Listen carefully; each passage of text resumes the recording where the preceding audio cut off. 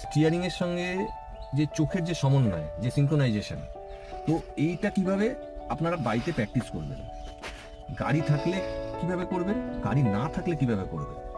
ফার্স্টে আমি আসছি, গাড়ি থাকলে আপনি কিভাবে প্র্যাকটিস করবেন। গাড়ি থাকলে ফার্স্টে আপনি বসবেন, এল পশ্চাৎ পজিশনটা এল টাইপ হবে, সিধা হয়ে বসবেন, কখনো শুয়ে পড়বেন না হেলানের সঙ্গে, তাহলে শুয়ে পড়লে কি হবে, আপনার সামনের যে ভিউটা দেখতে পাবেন না। তো এবার আপনি ফার্স্ট আপনাকে এই যে দেখছেন লেফটে চোখ রাখতে হবে, লেফটে চোখ রাখবেন, ফেসটা যেন এরকম থাকে, ফেস যেন বেঁকে না যায়।